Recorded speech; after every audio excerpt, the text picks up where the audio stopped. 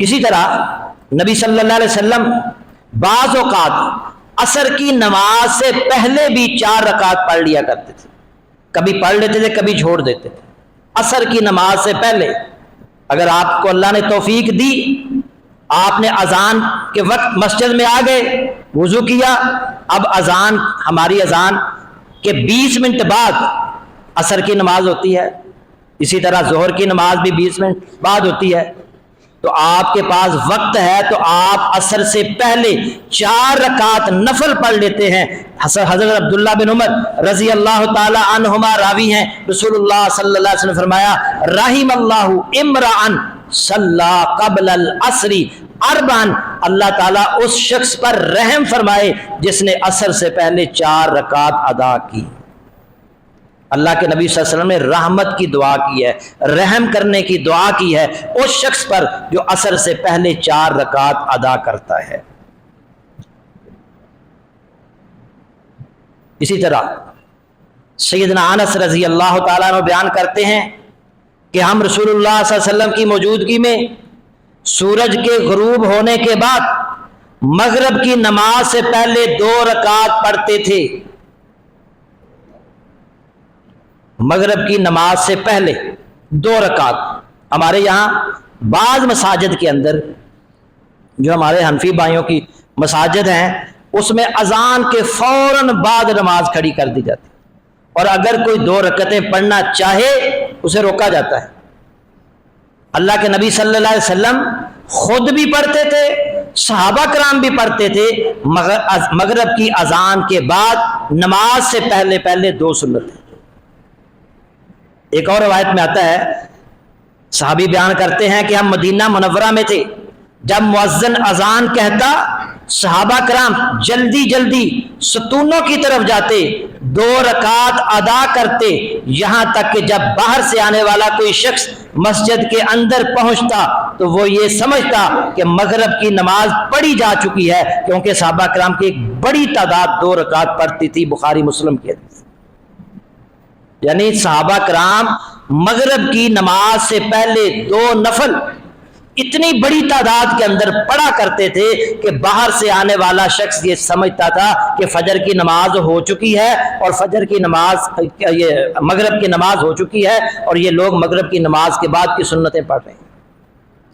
تو مغرب سے پہلے بھی 2 سنتیں پڑھی جا سکتی ہیں، اور اللہ کے نبی صلی اللہ علیہ وسلم پڑھا کرتے تھے، صحابہ پڑھا کرتے تھے۔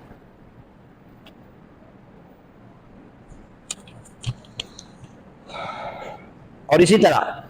حضرت عبداللہ بن مغفل رضی اللہ تعالیٰ عنہ کا بیان ہے کہ رسول اللہ صلی اللہ علیہ وسلم فرمایا بین کل اذانین صلاۃ، بین کل اذانین صلاۃ، بخاری کی حدیث ہے، ہر 2 اذانوں کے درمیان نماز ہے، ہر 2 اذانوں کے درمیان نماز ہے۔ آپ قال فی الثالثۃ لمن شاء، تیسری بار آپ نے فرمایا جو چاہے پڑھے، بخاری کی حدیث۔ 2 اذانوں کے درمیان، 2 اذانوں سے مراد ایک جو اذان دی جاتی ہے نماز کے لیے، اور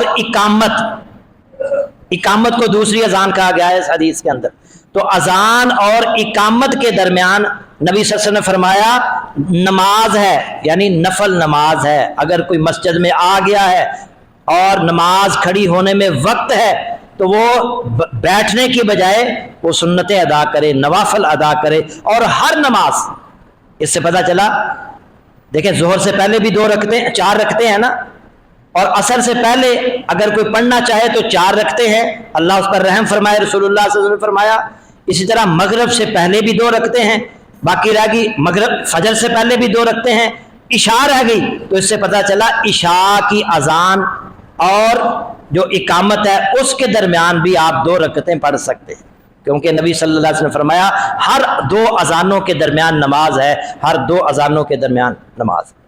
اور اسی طرح سیدنا ابو ہریرہ رضی اللہ تعالیٰ عنہ بیان کرتے ہیں، آخری بات مسلم کی حدیث ہے، اذا اقیمت الصلاۃ فلا صلاۃ الا المکتوبہ، جب نماز کی اقامت ہو جائے تو سوائے فرض نماز کے کوئی اور نماز نہیں ہوتی۔ باقی نمازوں میں تو لوگ خیال رکھتے ہیں،